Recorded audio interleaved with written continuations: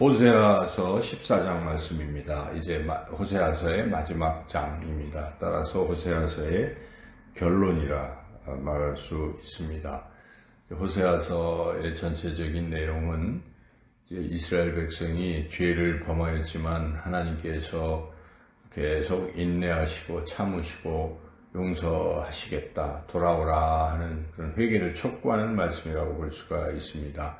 그래서 음탕한 고멜을 아내로 맞이하고 또 그가 또 다시 나가서 또 간음을 행할지라도 여전히 다시 아내로 품으라 하는 하나님의 그런 말씀, 실제로 그렇게 하라고 하셨기 때문에 호세아는 자신의 삶에서 그렇게 했던 것이죠. 그래서 그걸 통해서 하나님께서는 그 호세아가 바로 하나님 자신이다 하는 것을 이스라엘 백성에게 알려주는 것입니다. 이스라엘 백성은 고멜과 같이 그렇게 하나님이 아닌 다른 이방신을 간음하듯 자꾸 떠나서 그들을 섬기고 또 돌아오게 했지만 다시 또 나아가서 그렇게 하고 이 일이 계속 반복되는 과정 속에서도 하나님께서 내치지 아니하시고 다시 돌이키기만 한다면 용서하시겠다. 그러니 빨리 돌아와라 하고 지금 하시는 말씀이죠. 그런데 결론적으로 이스라엘 백성은 끝내 돌아오지 아니하였다는 것입니다. 결국 이 호세아서가 여로보암 2세 때의 말씀이니까 그 뒤에 불과 한 30년, 40년 후에 이 북이스라엘은 아수르에 의해서 멸망당하고 말았습니다. 주전 722년에. 그러니까 그걸 보면은 이스라엘 백성들이 결국은 회개하지 않았다. 호세아를 통한 하나님의 말씀을 듣지 아니하고 멸망하는 거죠. 이제 그것을 내다보시고 그렇다면 그 이유는 어떻게 될 것인가? 멸망, 포로로 다 끌려가고 그것이 끝이 아니고 하나님은 여전히 그 가운데에서도 다시 돌아오기를 기다리시는.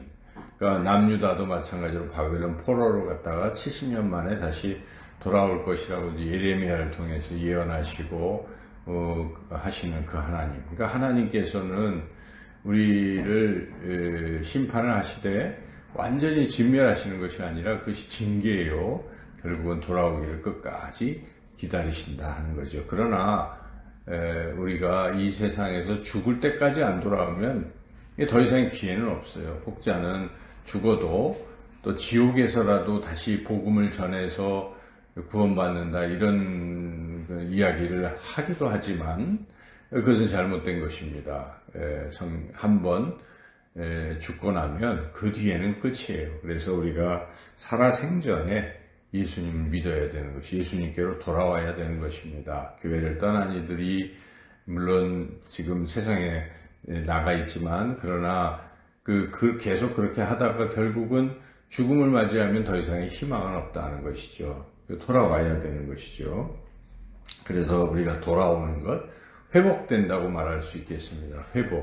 회복이 돼야 되는데 하나님께서는 언제든지 돌아오면 회복시켜 주시겠다 하시는 말씀을 하시면서 구체적으로 어떻게 돌아올 수 있는가, 돌아올 수 있는 회복의 길까지도 말씀하시는데 그것은 우리가 늘 듣던 말씀 그대로입니다. 두 가지입니다. 그것은 기도와 말씀 순종 두 가지죠. 기도와 말씀 두 가지가 회복의 길이다 하는 것이죠. 오늘 본문 말씀이 그것을 우리에게 잘 보여주시는데 이제 14장 1절은 상황을 말씀하는 것이죠. 아무리 돌아오라 했지만은 이스라엘아 네 하나님 여호와께로 돌아오라 네가 불의함으로 말미암아 엎드러졌느니라. 엎드러졌다는 것은 이제 포로로 끌려가고 망하게 되었다는 것이죠. 그러나 그 이후에라도 다시 돌아올 수 있는 길이 있다 하고 말씀하신 것이 2절 3절은 기도하라. 한마디로 말하면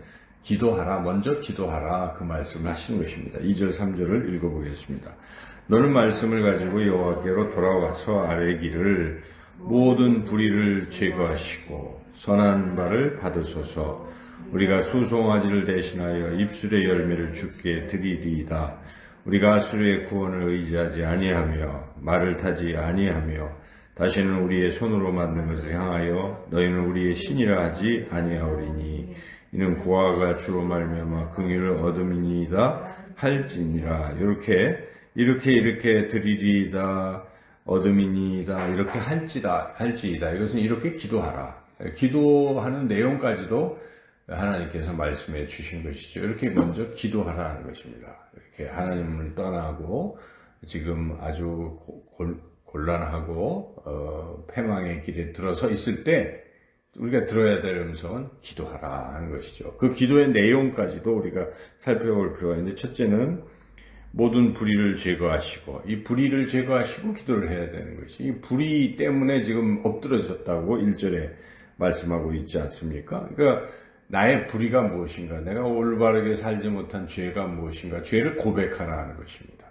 하나님 앞에 죄가 이러이러한 죄가 있습니다. 이걸 저한테서 제거해 주십시오 하고 먼저 첫 번째 단계는 회개, 자신의 죄를 고백하는 이런 것이 필요한 것이고, 그리고 그 다음에는 그 하나님 앞에 이제 그 죄를 고백하라는 것을 입술의 열매를 드리리이다 이렇게 표현이 되어 있지 않습니까? 수송아지를 대신하여 입술의 열매를 드리리이다. 그냥 형식적으로 수송아지는 재물을 말하는 것이죠.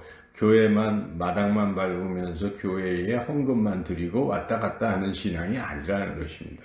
하나님은 그런 것보다 그 입술의 열매를 받기로, 물론 입술의 열매는 찬양의 열매이기도 하지만 여기서 말하는 것은 자기 입으로 하나님 앞에 죄를 고백하는 것, 이게 참 중요한 것입니다.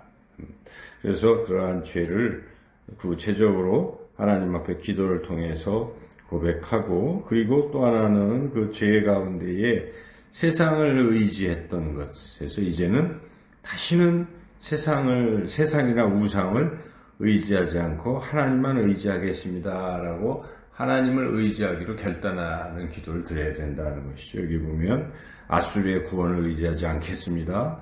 우리가 손으로 만든 우상을 의지하지 않겠습니다. 오직 주님 때문에 긍휼을 얻었기에 주님을 의지하겠습니다. 이런 기도. 그래서 이런 기도를 우리가 이제 드릴 필요가 있어요. 이렇게 아주 절망 속에 어려운 가운데는 하나님 제가 이렇습니다 고백하고 이제는 하나님만 의지하게 해주십시오라고 이제 기도하는 게 필요합니다. 이럴 때 이제 회복이 시작이 되는 것이죠. 그 다음에 할 일은 말씀을 이제 의지하고 말씀 순종하라는 것이죠. 그래서 이 4절부터 8절까지는 하나님이 어떤 분이신가, 하나님은 회복시켜 주신 하나님이시다 하는 것을 쭉 말씀을 하시고, 그래서 여기에 이제 두 가지로 회복의 하나님의 상징적 표현이 5절에는 이슬이라는 표현이고 8절에는 푸른 잣나무입니다. 그래서 이슬은 비가 오나 비가 안 오나 가뭄이 있거나 항상 촉촉히 이슬이 있는데 양은 많지가 않아 보여도 그 이슬을 먹고 자라는 것입니다. 식물들이 사막에서도 그 이슬을 먹고 이게 또 자랄 수가 있는 것이죠. 그래서 이슬은 곧 살리는 생명샘입니다. 그래서 하나님께서 그렇게 살려주신다. 아무리 상황이 어려워도 이슬과 같이. 그래서 5절에 보면 내가 이스라엘에게 이슬과 같으리니. 그래서 그 이슬을 통해서 백합과 레바논의 백향목이 자라고 등등등 포도나무 꽃이 피고 포도주가 되고 이렇게 하나님이 이슬이 되시니까 그 하나님을 의지하라 하는 것이고 8절에는 푸른 잣나무 같이 하나님은 그런 분이신데 열매를 맺게 하신 분이시다. 풍성한 열매를 맺게 될 것이다. 그러므로 여호와 나를 의지하라 하는 것이고 그 다음에 이제 마지막 9절은 결국 결론인데 이것은 하나님의 말씀을 잘 듣고 그 말씀에 순종하라. 그리하면 회복될 것이다 하는 것입니다. 9절을 읽어보겠습니다. 누가 지혜가 있어 이런 일을 깨달으며 누가 총명이 있어 이런 일을 알겠느냐. 여호와의 도는 정직하니 의인은 그 길로 다니거니와 그러나 죄인은 그 길에 걸려 넘어지리라. 여호와의 도가 곧 하나님의 말씀입니다. 그래서 그 하나님의 말씀이 우리를 회복의 길로 인도할 것이다. 말씀을 의지하라. 말씀에 순종하라 하는 것이죠. 그래서 호세아서의 전체적인 결론입니다. 물론 중간에 호세아 6장에 보면 너는 여호와를 힘써 알라 이런 말도 있지 않겠습니까? 결국 하나님을 아는 것, 하나님의 말씀을 듣고 깨닫고 순종하는 그것, 그리고 하나님 앞에 나의 사정을 아뢰고 나의 죄를 고백하고 하는 기도와 말씀이 결국 어려운 상황 또 이런 상황에서 회복시키는 길이다라는 것을 호세아서는 우리에게 분명하게 보여주고 있습니다. 이 말씀은 우리가 성경 전체적으로 관통하는 핵심 주제이기도 하지요.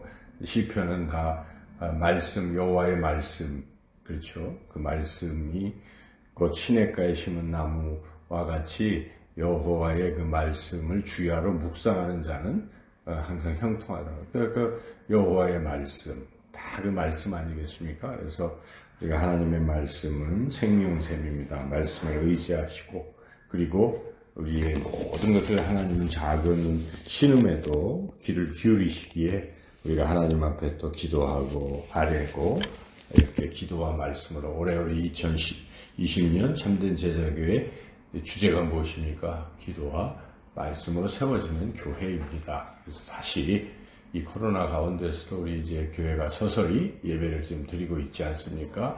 다시 우리가 이제 회복의 길로 가려면 다시 기도와 3.3.1 운동을 다시 전개하고 우리가 기도 30분 기도하고 30분 말씀 보고 한 분에게 또 복음을 전하고 하는 이런 삶을 날마다 꾸준히 잘 해서 우리 모두 회복되고 또 주님께서 주신 귀한 영혼 구원의 사명을 잘 감당하는 저와 여러분 모두가 되시기를 주님의 이름으로 축원합니다.